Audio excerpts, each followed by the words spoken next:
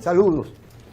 El Canal 4 RD y su dirección general se complace en recibir y agradecerle su participación en este programa especial que hemos denominado Oftalmología RD a eminencias de la oftalmología, y que no solo en la República Dominicana, sino a nivel internacional. Académicos y profesionales en ejercicio de esta rama de la medicina que resulta ser quizás la más antigua de todas, según hemos sabido, y por igual a un eminente optómetra. Y yo quiero presentar en el siguiente orden a estos distinguidos médicos y optómetras. Me refiero al doctor Juan Francisco Valle, quien es neurooftalmólogo, director del Centro Láser y presidente del Banco de Córneas. Y si presento esto que le llaman el currículum vitae del doctor y de ellos, pues perderíamos un tiempo precioso, porque es tan vasto en cada uno de ellos que bueno, es mejor ya presentarlos como tales, como eminencias de esta rama de la medicina y de la optometría.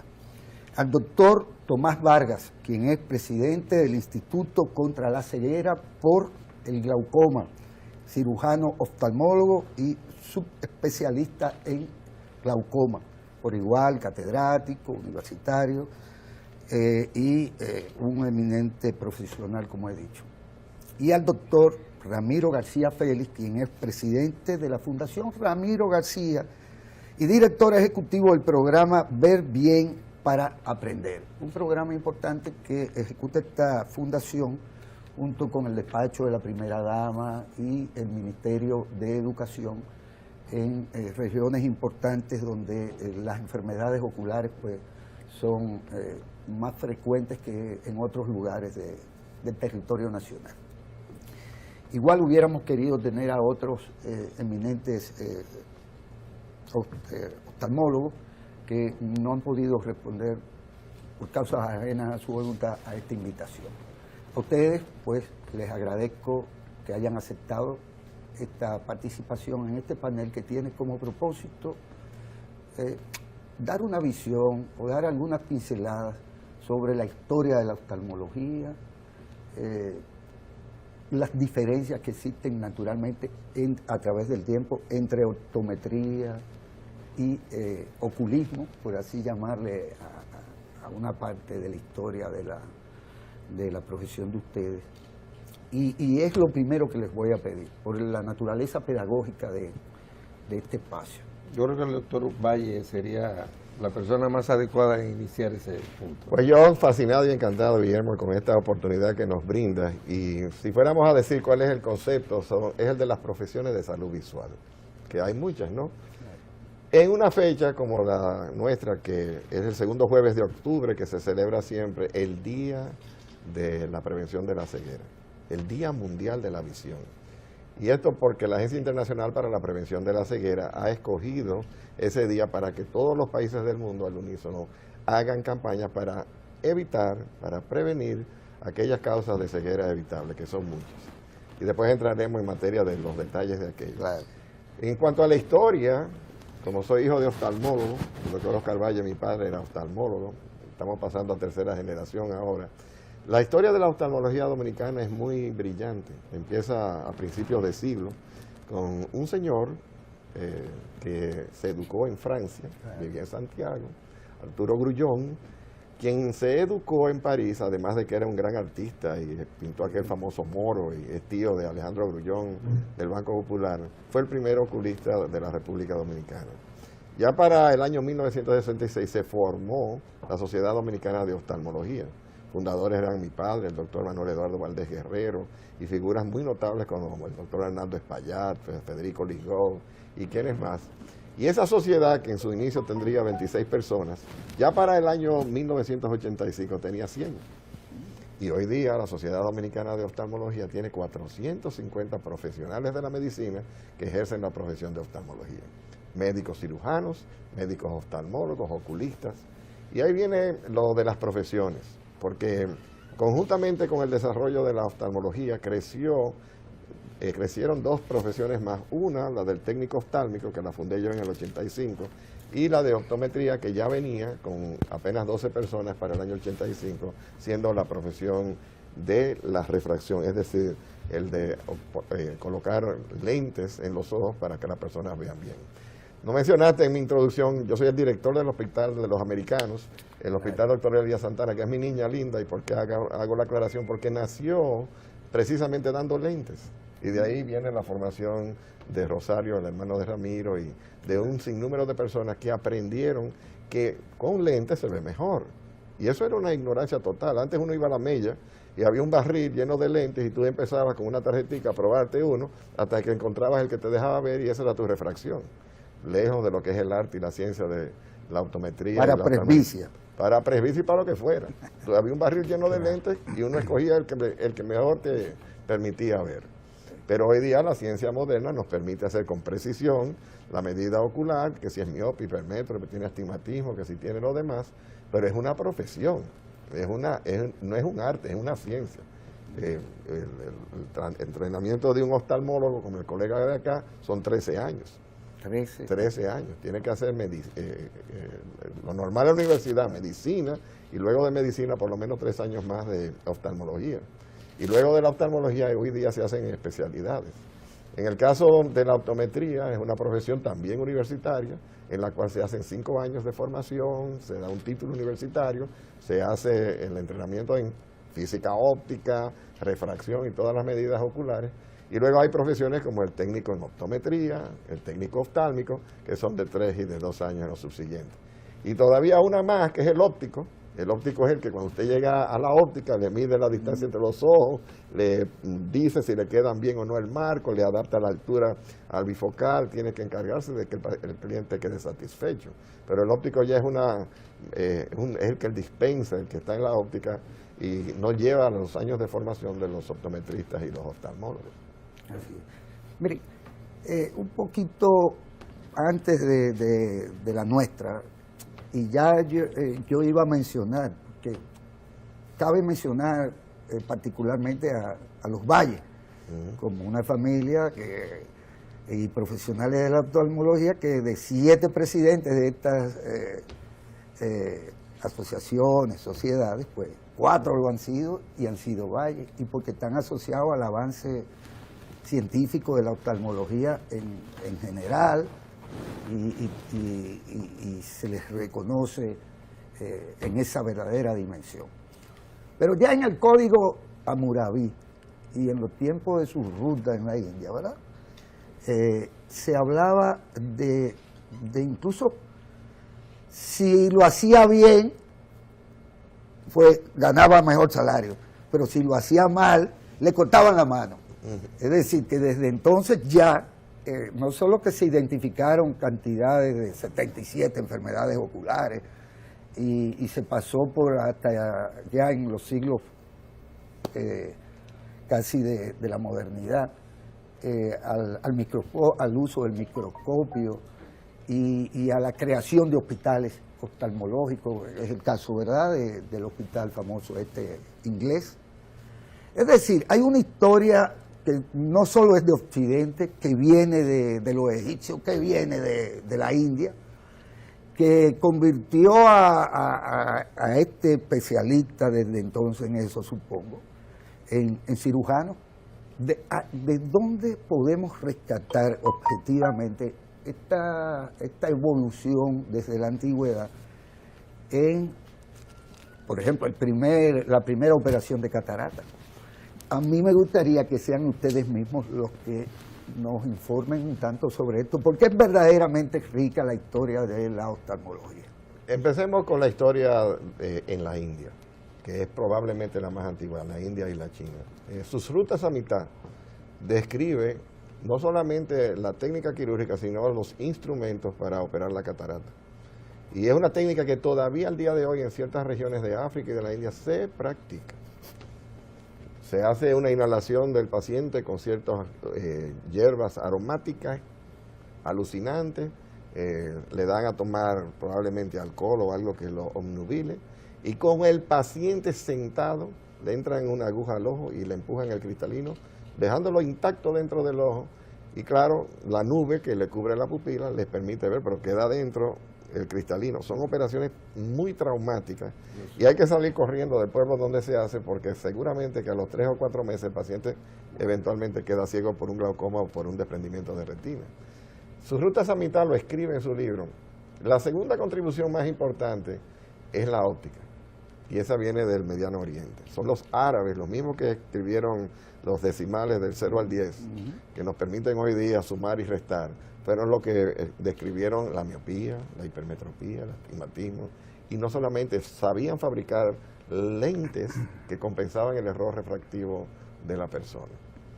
Luego viene la Europa que separa de un principio lo que es el médico, que era una carrera universitaria, de lo que era el carnicero y barbero, que era el cirujano.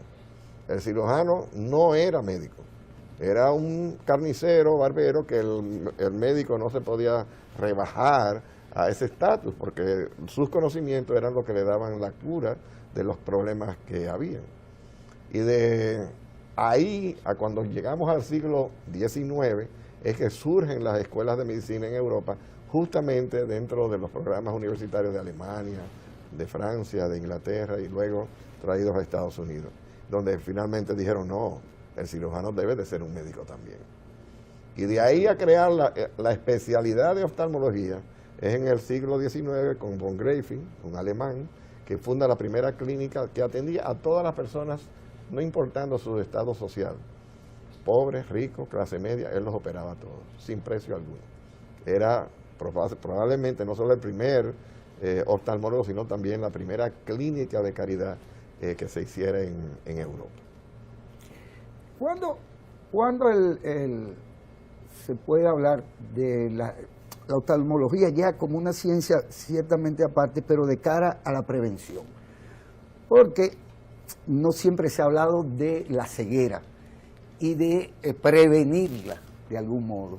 Porque, bueno, las intervenciones que hacen ustedes, los cirujanos y demás, son correctivas de algún modo. Esa es la mejor parte, y ahí yo sé que Tomás va a tener mucho que decir. Sí. Resulta que la prevención, para mí, que me formé en escuela americana, la prevención era cuando el paciente te consultaba en la oficina y tú llegabas y le hacías un examen completo y descartabas todas las enfermedades como el glaucoma, agujeros en la retina, desprendimiento, degeneración y problemas corneales, y luego tú le decías al paciente lo que tenía. Pero surge la pregunta, ¿y el que no puede llegar a la oficina? ¿Qué pasa con el que está en el interior, que le queda muy lejos, que no tiene el dinero para llegar a la oficina? Pero cuando hacemos las estadísticas de ceguera en un país, resulta que los más son esos que son pobres, esos que tienen barreras de acceso a la oftalmología, y ahí viene la gran contribución de los institutos como el de Caridad que yo dirijo y lo que dirige el doctor Vargas. Sí, tal como dice Juan, la prevención de ceguera se debe de realizar en base a programas de captación, concientización a través de los medios de comunicación, para que las personas se enteren de que las enfermedades visuales pueden ser asintomáticas, padecerlas y usted no sentir absolutamente nada, y la ceguera viene irreversible, como es el caso del glaucoma, por ejemplo. Entonces, en estos programas también que se deben de realizar, yendo hacia las comunidades apartadas y hacer jornadas de detección temprana de enfermedades visuales, bueno, también con el asunto el regalo de las gafas, como hacían anteriormente acá en el Hospital Cristiano de Servicios Médicos, como lo hace el señor Ramiro también, que hace jornadas con los estudiantes. La idea es llegar hacia la comunidad más pobre con esas informaciones para que ellos tomen conciencia. Ya se ha tomado conciencia que deben de asistir a un chequeo especializado, porque anteriormente iban a ópticas a revisarse los lentes, pero no tenían ningún conocimiento de que también tenían que hacerse revisiones del fondo del ojo, de la presión intraocular, para poder detectar esas enfermedades que tempranamente detectadas pueden prevenir la ceguera. Sé que en su momento, y quizás de la oftalmología viene el uso, según vi, de RX y RP, ¿verdad? Que era la indicación que se le hacía a otro para que se cumpliera lo que había determinado el oftalmólogo. Y en qué medida ahí entra también esa relación un tanto indisoluble, pienso, entre la oftalmología y la optometría.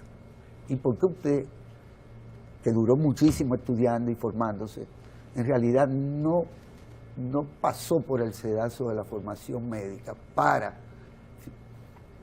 ser un instrumento de la ciencia oftalmológica?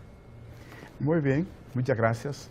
Yo me siento muy honrado por estar acá en esta tarde, al lado de dos profesionales, distinguidos profesionales, realmente que saben ejercer su profesión con mucha altura, y frente también a un periodista como Guillermo, una eminencia en la televisión, pues debo informarte que la optometría es la ciencia que estudia la luz que entra al ojo.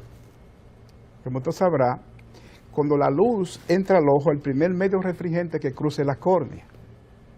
Luego pasa a diferentes medios refringentes, la luz, hasta que llega a la retina. Desde la córnea hasta la retina va en impulso electrónico, y cuando llega a la retina, entonces ahora a través del nervio óptico va al cerebro la visión a través de impulso. Yo he dicho siempre que hay dos tipos de oculista. Oculista es todo aquel profesional que trabaja con el sistema ocular, y hay dos tipos. Uno es oftalmólogo, el otro es optómetra, pero ambos vamos de la mano. O sea, nosotros los optómetras, cuando va un paciente donde nosotros vemos que no nos corresponde a nosotros, sino que el paciente tiene un problema patológico, entonces nosotros se lo referimos al oftalmólogo. Pero viceversa, oftalmólogos le refieren a los optómetras, porque los optómetras son expertos en refracción. Okay. Sé, doctor, que hubo un dominicano que practicó aquí por primera vez la operación de córnea y que evidentemente era una eminencia también y que debió haber sido maestro, si no de ustedes, que son muy jóvenes, de muchos de los oftalmólogos de aquel momento. Bueno, el tema del trasplante corneal, y ahí la primera operación de trasplante le tocó a mi padre. Su padre, por eso lo quería saber. Y era en ese momento, ejercía la profesión, había entrenado en Columbia, en Nueva York, y había aprendido con Castroviejo a hacer la trepanación de la córnea, que por cierto Castroviejo no la trepanaba con un trépano redondo como es hoy día, sino que con un compás, hacía un tic-tac-toe, hacía un cruzado, cuadrado, cortaba con un hojas que él había desarrollado y hacía el mismo patrón en el donante y con un éxito inmenso. El trasplante que se realiza en el Gautier era un paciente de San Pedro de Macorís que tenía una situación en la cual había perdido por un accidente o una ulceración la córnea, y él le hizo este trasplante en el Hospital Gautier de aquella época. Estamos hablando de la era de Trujillo. 48 más o menos. A pesar de que fue tan temprano el debut del trasplante corneal, todavía la cultura dominicana en cuestión de donación del tejido ahora está empieza. Nosotros estamos como 60% autosuficientes, pero todavía tenemos que importar el 40% de las córneas, a pesar de la lista de muertos que usted ve en el periódico, que se mueren todos los días, porque no hay todavía una conciencia en el sentido de que cuando yo pierdo la vida, yo puedo darle la vista a dos personas más. Mi propio padre fue donante en el momento que perdió la vida. Y honestamente ha hecho poco, no el gobierno, porque ha habido una ley que casualmente el doctor Manuel Eduardo Valdés Guerrero propugnó en el Senado. En aquella ocasión, la hija de quien fuera el presidente de la Comisión de Salud necesitaba un trasplante. Peña Gómez me llamó, y porque aquí no hay córnea. Y dice, bueno, porque ustedes no han hecho la ley. Ah, no, pues eso lo arreglamos una vez. Me dijo, hicieron la ley, pero es que no es la ley solamente. La ley es lindísima la que tenemos, una de las mejores leyes de América Latina. Pero no es la ley, es la voluntad del ciudadano cuando fallece de querer donar la córnea. Hoy día, afortunadamente, la gente está cambiando en ese sentido. Y probablemente el tema de la incineración de los cadáveres ha ayudado mucho en ese sentido, porque te van a quemar el cuerpo entero. ¿Qué importa que otra persona utilice tu córnea, o tu riñón, o tu corazón, o los tejidos que tú tienes? Pero volviendo a lo de la prevención, que yo no me quiero escapar de ahí, porque sería irresponsable que la República Dominicana no entienda la gravedad de la situación en la que vivimos. Nosotros tenemos concentrado en la ciudad de Santo Domingo y Santiago el 80% de las atenciones de salud ocular.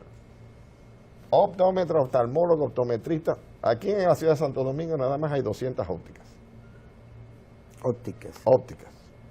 Centros oftalmológicos, quizás en total somos 10 o 12 en el país entero. Registrados en la Asociación de Centros Oftalmológicos hay 24. Y a nivel del sistema de salud pública... El Ministerio de Salud Pública ha concentrado en probablemente 3 centros la mayoría de sus actividades, que son el Secanor, que es el principal, y está trabajando muy fuertemente, haciendo aproximadamente 9.000 operaciones de catarata al año. ¿Y por qué es importante eso? Porque la causa principal de ceguera casualmente es la catarata en República Dominicana. Pero estamos hablando de un centro, cuando era el Hospital Aybar, que apenas hacía 200 al año. O sea que el crecimiento y el volumen ha crecido, y gracias probablemente al Seguro Familiar de Salud. Clínicas y centros como el Incosegla son centros que te hacen miles de operaciones de catarata. Rutinariamente, un día cualquiera, hay 30, 40 operaciones de ese tipo. Y la segunda causa más frecuente, que es el glaucoma.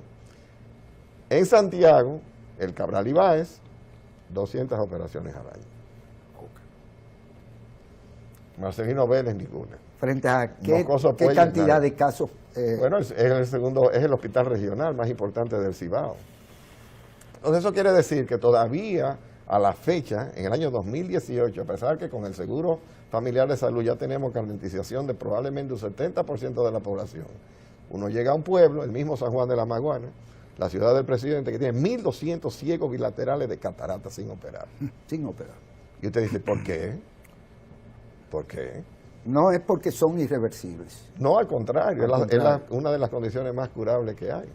Y luego viene el tema de que por qué un niño que sabe que si no recibe una gafa, su rendimiento escolar está perjudicado, porque no ve para leer, no ve para jugar, no ve para hacer. Sin embargo, todavía al día de hoy, el derecho a tener una corrección óptica no es un derecho en República Dominicana. Y ninguna de las programaciones de la 8701 observa que hay que darle una gasa, y eso es prevención. Eso es prevención. Tú le estás evitando la ceguera a un niño si tú le detectas su ambliopía o le detectas su miopía de forma temprana. O sea que nosotros todavía en pañales nos encontramos en materia de la prevención de ceguera. Y no es porque no hay gente que entienda en la materia, sino porque no le han puesto el cascabel al gato. Y no obstante, según he sabido, hace mucho tiempo ya que no hay que ir a Miami ni ir a ningún otro sitio para recibir las mejores atenciones desde el punto de vista científico a cualquiera de estas enfermedades oculares, que a veces es más difícil para un niño describir algún tipo de síntoma, porque quizás nacieron con eso, quizás su propio lenguaje y su propio entorno social no le permite, digamos, que explicar, quizás no sabe. Y he tenido casos de familiares míos que al final de cuentas, si no es hasta los 10 o 12 años, no se termina detectando el problema. Usted tiene una gran experiencia con respecto a este tema. Claro, mire, cuando surgió la idea de elaborar el proyecto, era un proyecto, lo bautizamos con el nombre Ver Bien para Aprender, pero nosotros diseñamos ese proyecto después de incursionar por todo el país con una flotilla de ópticas móviles, se llamaban Plaza de la Óptica, Yo escuchaba a los niños en mis consultas que me decían a mí, yo tuve que dejar de la escuela porque no veía la pizarra.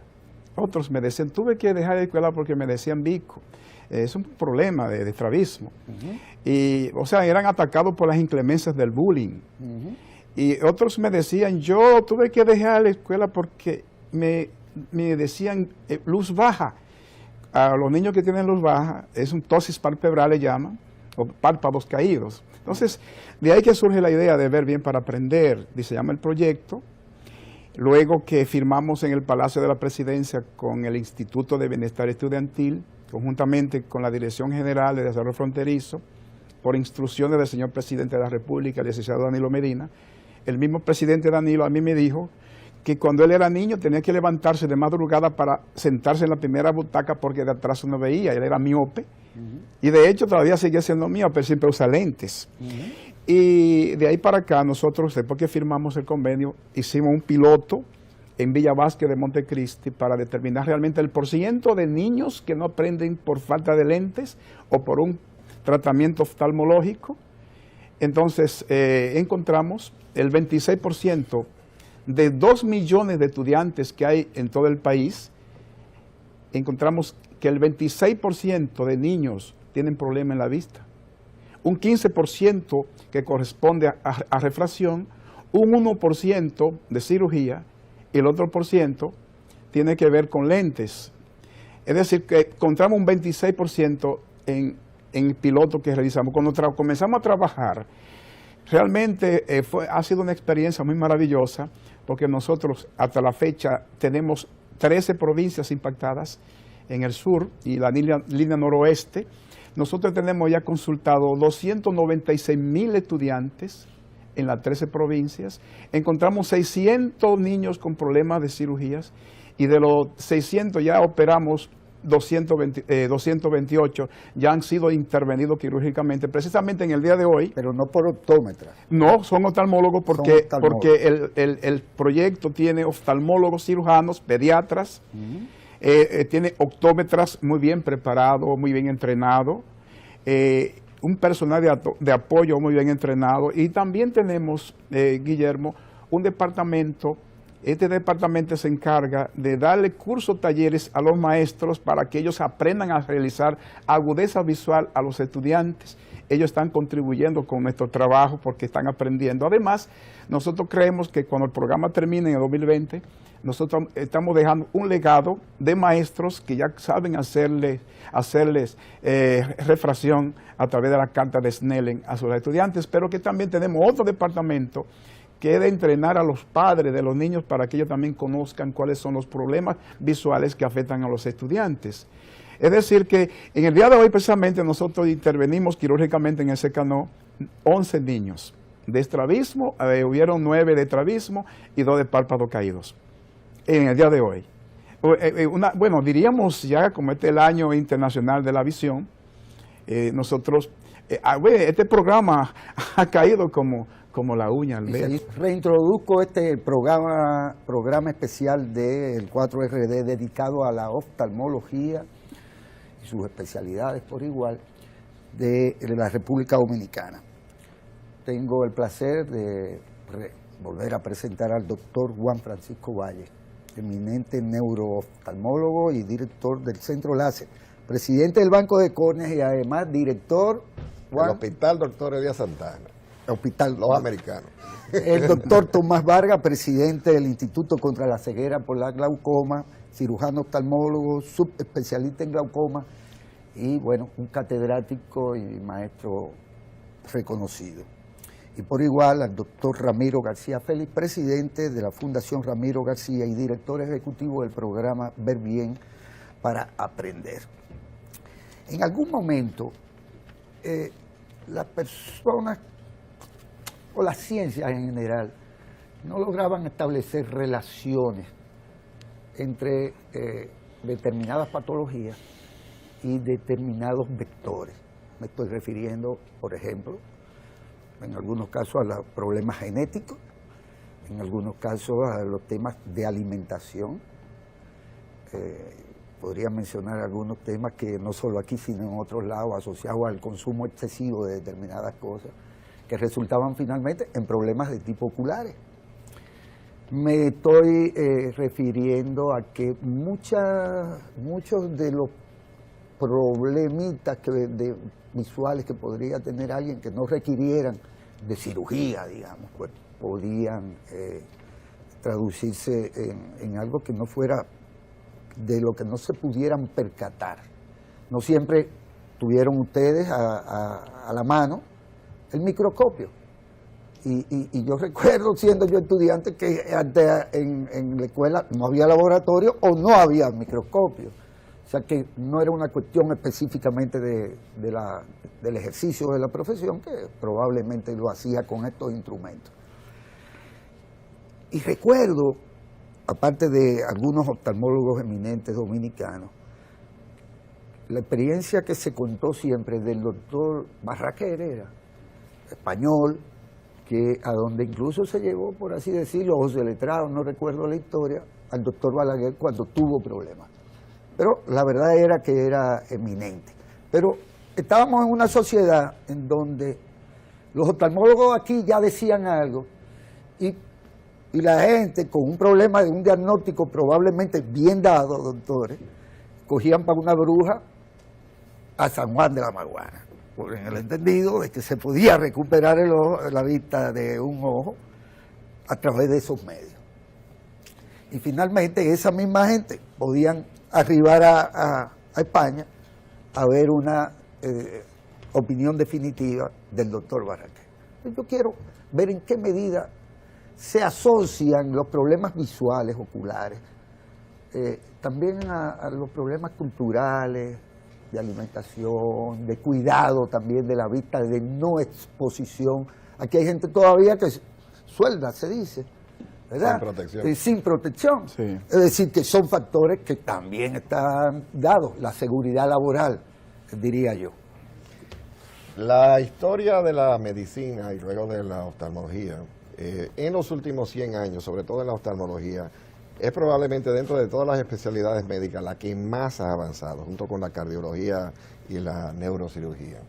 Y ha avanzado precisamente a través de los descubrimientos que fueron uno a uno, haciendo que no solamente fueran mejores las técnicas quirúrgicas, más breves, más fáciles, sino más perfectas. Hoy día yo te opero y yo te garantizo que tú vas a ver sin espejuelos. Y te puedo garantizar, si me das la oportunidad, que te puedo no solamente quitar el problema visual de lejos, sino también el de lejos y el de cerca. Porque tenemos manera de medir y calcular con una precisión altísima de micras lo que es el poder refractivo del ojo. Pero eso es ahora, no era así siempre. Entonces ahora pasamos a la historia de lo que eran las profesiones. Cuando el doctor José Ignacio Barraquer, y recuerda que eran dos hermanos, Joaquín que queda en España, José Ignacio que se va a Bogotá, llega a Bogotá, Colombia, trae consigo sus dos optometristas. De manera que la carrera de optometría y de oftalmología crece simultáneamente en Colombia, no así en el resto del mundo. Lo hacemos en Estados Unidos. La Sociedad de Oftalmología Norteamericana, que se llama la Asociación Americana de Oftalmología, era de oftalmología y optometría. Y luego se dividieron en dos sociedades distintas. Hay países en América Latina que prohíben la optometría. Brasil, que es un paisito grande. Argentina. Sin embargo, México tiene más de 9.000 optometristas, más que oftalmólogos. Pero también pasa en México lo que yo no quisiera que pasara en mi país, y es que te forman un optómetra en 4 meses.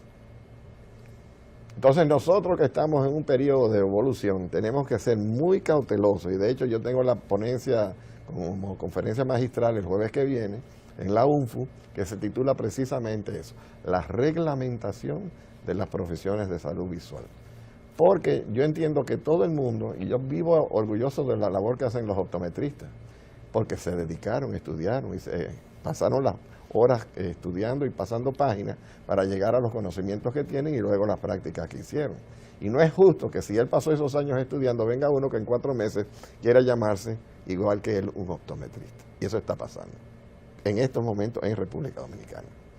Luego el que es oftalmólogo, que es médico, que receta medicinas y que hace cirugía, ven mal que una persona que no tiene conocimiento alguno de la farmacología y de las contraindicaciones de las gotas y de los efectos adversos que pueda tener, venga y le dé, sin tener que pensarlo, una prescripción de gotas o de inclusive antibióticos orales, en un país donde la farmacia no te piden receta. Usted puede aquí ir a la farmacia y pedir narcóticos para producir estreñimiento, puede pedir cortisona para los ojos, antibióticos, y no le piden, vete a Canadá y pide una gota de glaucoma a ver si te la despachan sin una receta médica. O ve a Estados Unidos, mejor, peor aún. Inclusive te van y te buscan y te llevan ahí mismo a la chirola. Luego, eso aquí en la República Dominicana, y yo pretendo con lo que voy a hacer la semana que viene, llevarlo a una ley, y no lo quiero como reglamentación del ministerio, porque los ministros cambian y las reglamentaciones cambian con el ministro. Yo lo quiero llevar a una ley que diga, este señor es un optometrista porque hizo lo que tenía, y que tengan además la facultad de habilitar las ópticas, los centros quirúrgicos y los centros que hacen consulta oftalmológica o de optometría, para que no pueda venir un charlatán y decir que es lo que no es. Esa evolución, que corre parejo en esto, pero está sujeta por igual a los niveles ya no solo de certificación, sino de necesidad de recertificación. Porque yo quiero que ustedes me hablen de cómo llegamos al láser, a la oftalmología láser, o cómo llegamos a otro tipo de subespecialidades como la pediátrica y otras tantas más. Es decir, los médicos ya cada 6 meses, por la evolución misma de la ciencia médica y de los procedimientos que van surgiendo, están obligados no a lo que estudiaron hace 30 años, o hace 20 años, o hace 10, sino a estarse recertificando.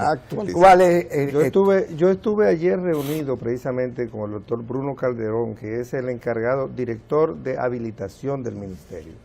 Y ellos están ahora mismo siendo mucho más rígidos en ese sentido. Inclusive me manifestó que van a regular precisamente la práctica en las ópticas, que deben de tener una persona que debe de depositar en el ministerio las capacidades de cada de esas personas que van a examinar a un paciente de la vista, que tiene que tener la certificación y la habilitación, no solamente las ópticas, sino también cada uno de los centros médicos en las diferentes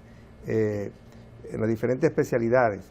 Por ejemplo, nosotros tenemos proyectos de traer una unidad móvil quirúrgica, porque hay una necesidad en el país. En el interior no existe el servicio especializado de oftalmología.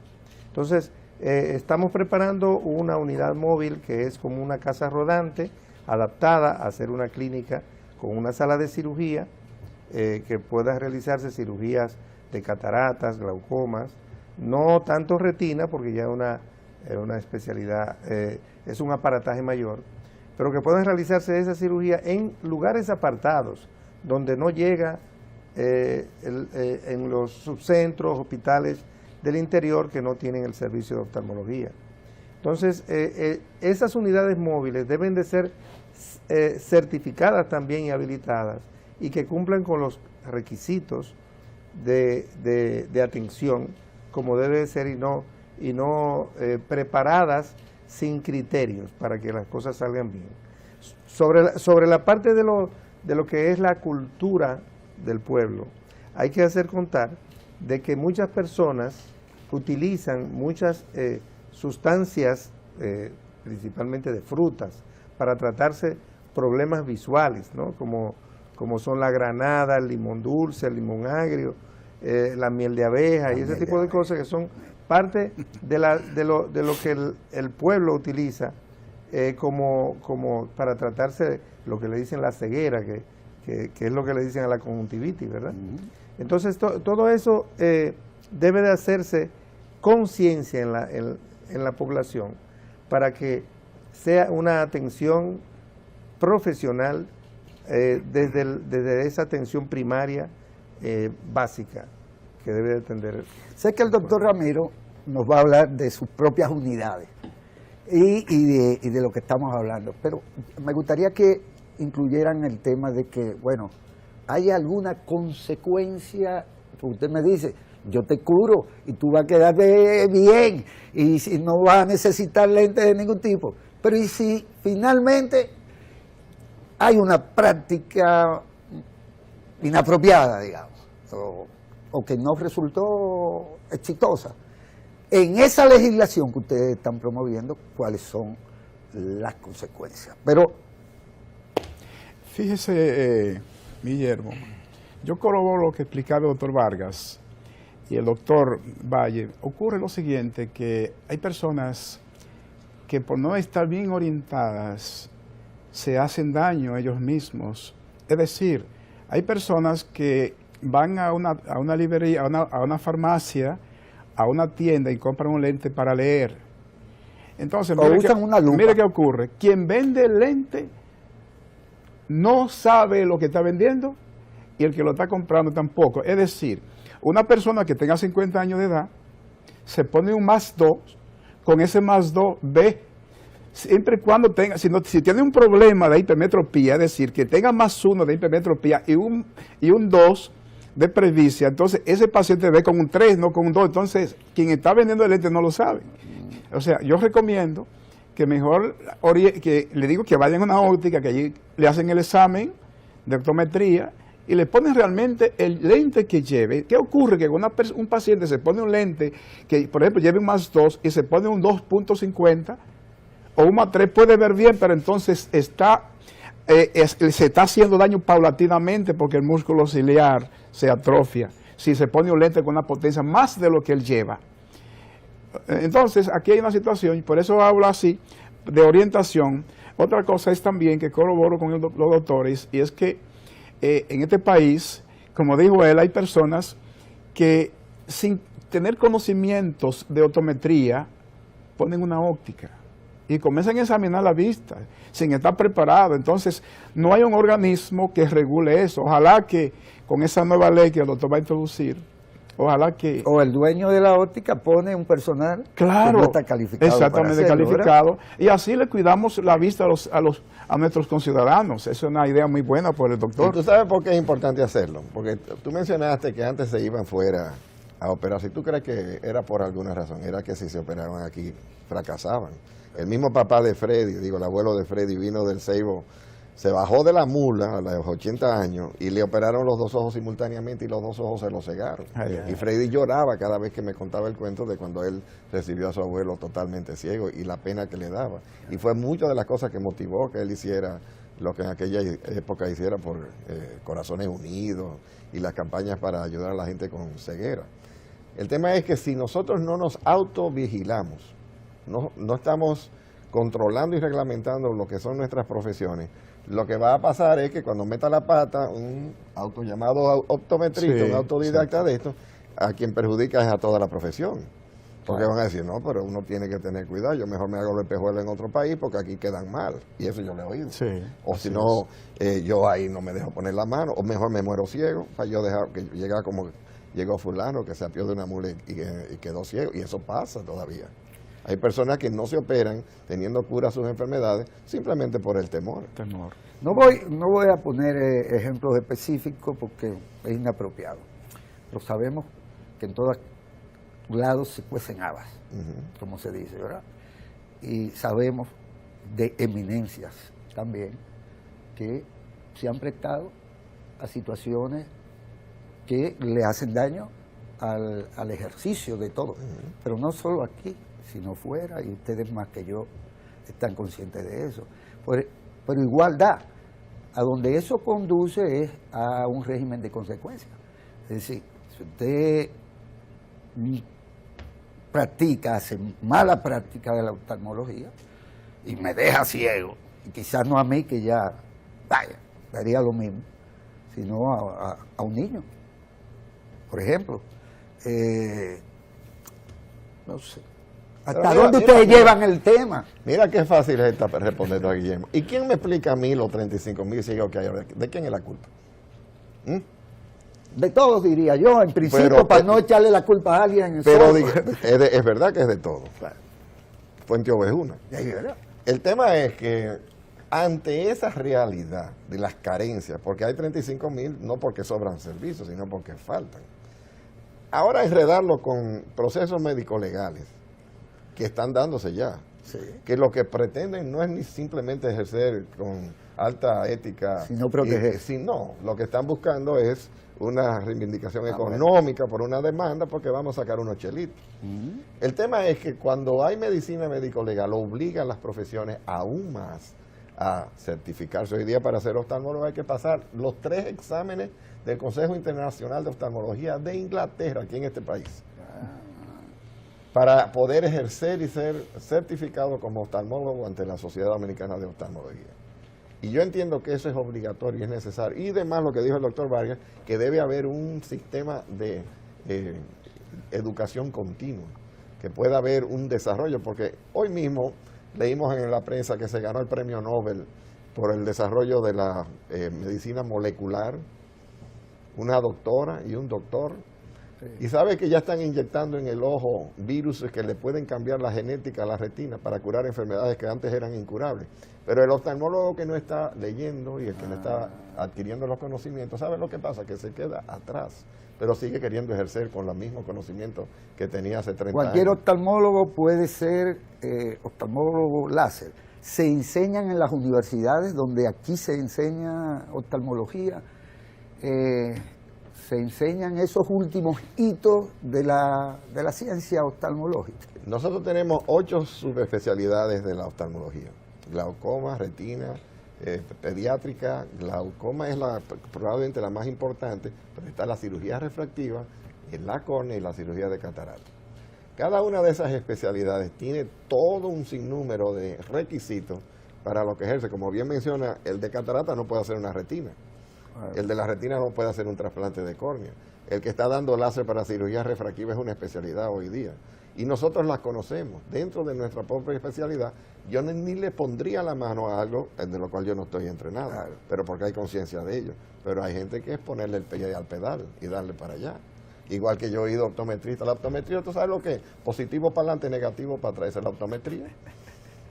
Son gente incompetente, ignorante, que cuando tú vienes a ver lo que le hacen daños a todo el mundo. En la República Dominicana no tenemos nada que envidiarle a ningún país desarrollado. Creo que tenemos tanto la especialización médica, o sea, los especialistas, subespecialistas, que pueden hacer procedimientos que hacen en cualquier parte del mundo al mismo nivel, y tenemos los equipos de última generación en los centros principales de la República Dominicana, tanto aquí en Santo Domingo como en Santiago. O sea, ya nadie tiene que salir del país a realizarse un procedimiento, porque aquí lo contamos con todas esas capacidades. Y porque también hay una relación entre el acceso con seguros, pero también con el dinero. Es decir, hasta qué punto también el ejercicio de ciertas profesiones, no solo que de la medicina, pues resultan de alguna manera... Ahí echamos para atrás. Ahí echamos para atrás. Y te voy a explicar por qué. Cuando yo regresé, y en la época regresamos juntos el doctor Vargas y yo, el pobre no tenía dónde acudir para la atención. Y se creó el Instituto contra la Ceguera por Glaucoma, el de los americanos, y el AIBAR, y en Santiago la clínica del Licey al medio, precisamente para atender a las personas de escasos recursos que sobraban. Yo llegaba a Barahona y nos hacían fila de 3.000 pacientes. No me ha mencionado el centro Espaillat Cabral, ¿no es? El Instituto Espaillat Cabral estaba pre esa época. Pre. Sí, ese era pre esa época. El tema es que cuando llega en esa época el tema de la prevención de la ceguera, la cantidad de enfermos que por falta de recursos económicos no tenían acceso. Recuérdate que el Espaillat Cabral no era público, era privado. Entonces, si el paciente no tenía los recursos, igual que cuando mi papá daba consulta, tenía que buscar al paciente los 5 pesos, que eran los 500 pesos de aquella época. El tema es que nacen estos centros para ayudar al pobre, y nosotros atendíamos al pobre, y cuando era consulta privada atendíamos al privado. En el 2008 cambian las reglas de juego. Ahora hay ARS, hay AFPs, hay prestadoras de servicio, el idioma cambia. Ahora cuando tú indicas una cirugía, En aquella época, tú eres pobre, ven, yo te opero en los americanos. Tú te puedes pagar, te opero en la clínica Bel González, o te opero en el Centro Láser, o te opero privado, ¿no? Corazones Unidos. Pero cuando surge este nuevo sistema, de repente, no, usted no se puede operar ahí. Ahora mismo tengo yo un italiano en un seguro básico que no puede ir a Sedimat porque el seguro no le cubre ahí. O le diagnostican una catarata donde nuestro seguro le paga ese se opera en tal sitio. O, peor aún, no, eso no está en su cobertura. Pero tengo la retina desprendida, pero no está en su cobertura. Y le niegan la atención. Niños con cáncer, con catarata congénita, con glaucoma congénito, con extravío, no está en su cobertura. Muy grave. Y eso pasa a diario. Y no hay doliente, ni hay quien ponga de nuevo el cascabel al gato. Eso quizás le da razón de ser a las fundaciones de este tipo y al humanismo también con que ustedes han practicado su profesión. Sí, pero creo que se debe de tomar políticas de corrección de esas fallas Sí. de la ley 8701 y principalmente es en ampliar la cobertura del plan básico de salud, porque hay muchos procedimientos que son imprescindibles para poder detectar en diagnóstico, por ejemplo, enfermedades que no tienen coberturas por esto, y procedimientos quirúrgicos también, además de que las ARS toman a veces situaciones, por ejemplo, usted tenía esa condición antes de usted inscribirse en este seguro, por lo tanto no tiene cobertura. Que es ilegal. Es ilegal Claro y que sí. está sucediendo que no solo en el caso de ustedes. Tengo evidencia de eso.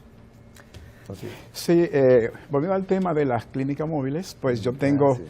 o sea, el programa Ver Bien para Aprender tiene 2 clínicas móviles equipadas con equipos oftalmológicos, donde los optómetras, cuando están trabajando en las escuelas, pues ellos les refieren los problemas patológicos a los oftalmólogos que están trabajando dentro de las clínicas móviles. Esa clínica está en Navie, la Fundación Ramiro García y Frontera, ahí están los 3 logos trabajando, examinando la vista de los niños.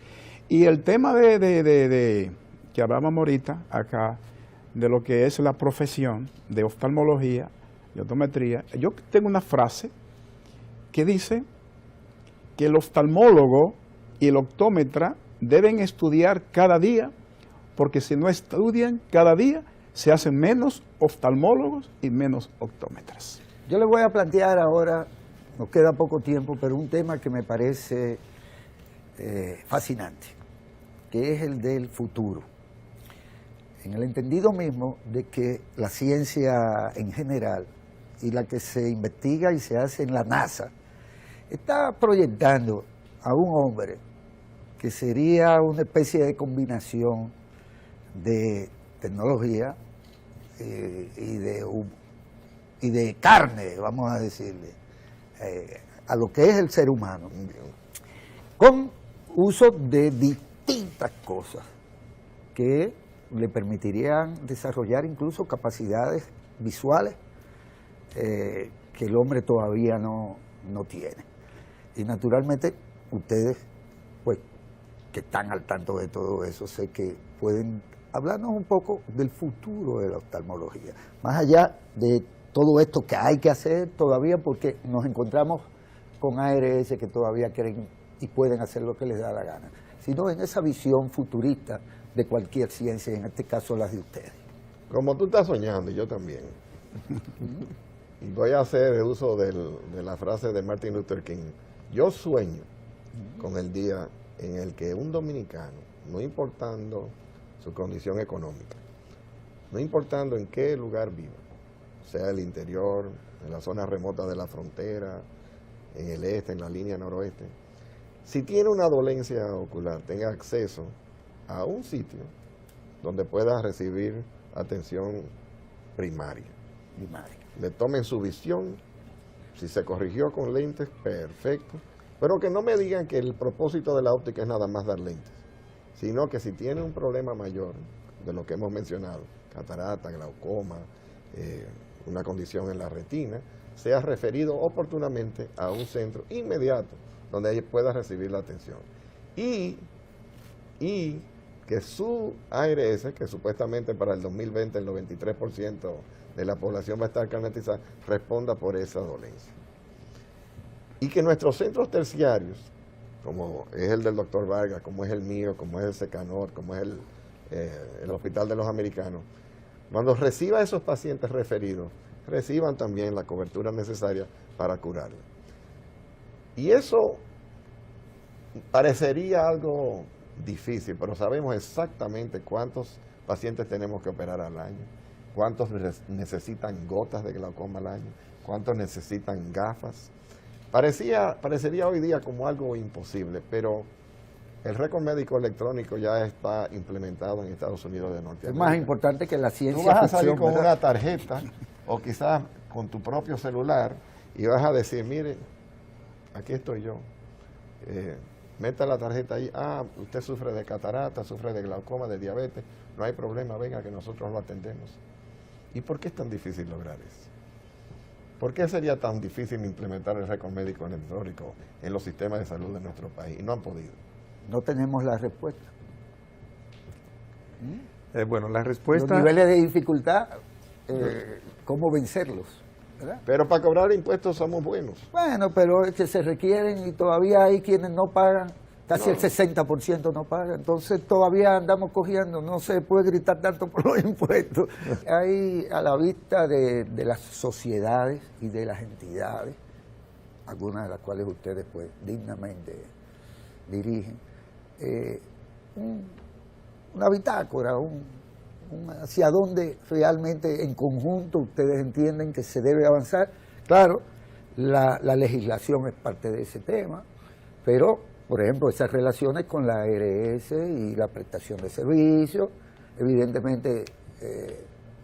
Bueno, como decía el doctor Valle, creo que la especialidad de oftalmología debe de llevarse hacia los pueblos remotos, o sea, los pueblos de la frontera, los pueblos del este, sur, norte, para que pueda hacerse una prevención de ceguera adecuada y un referimiento a tiempo para estos pacientes con cataratas que están bastante avanzadas, para que puedan ser operados, aquellos con glaucoma que necesitan un tratamiento o una cirugía que sean referidos a tiempo antes de que se le deteriore la visión. Y yo le agregaría algo más, que va al punto que mencionamos de las ARS. Nosotros como país hemos sido ilusos en pedirle a las ARS que lo único que tienen que dar anualmente es un reporte financiero de su desempeño. Pero no se da un reporte de cuántos, fíjate lo pronto que él dijo, cuántos lentes dio, cuántos pacientes atendió, cuántas hipertensiones traté, cuántos cánceres curé, cuántas apéndices quité. O sea, debiéramos de ser un poquito más responsables ante lo que es la obligación de las administradoras de riesgo de salud en cuanto a la población. Porque finalmente la ley 8701 se hizo para que la población tuviera acceso a la salud, no para que tuvieran un buen desempeño financiero las ARS. Debo finalmente agradecerle en nombre de toda esta Corporación Estatal de Radio y Televisión, al Canal 4 y su dirección general, a estos eminentes profesionales de la oftalmología y de la optometría. Agradecerle la generosidad con la que han estado dispuestos a compartir todos estos conocimientos y experiencias. Y de eso precisamente se trata, de que vayamos un poco explicando las cosas y haciendo cada vez más consciente a la gente de que hay en las manos de profesionales como ustedes, pues se puede mejorar la calidad de vida de la gente que va camino a la ceguera indefectiblemente por falta de atención o por falta de conciencia o por falta de la responsabilidad del Estado y de los legisladores a propósito de crear las condiciones para que lleguemos a ese que es su sueño, que yo pienso que es un poco como vamos a erradicar la pobreza de la humanidad, que es posible, pues vamos a erradicar de alguna manera estas estos temas oculares que le dañan la vida y la calidad de vida a mucha gente de todas las edades. Muchas gracias. Gracias a ti, Guillermo. Y bueno, Excelente. gracias a ustedes.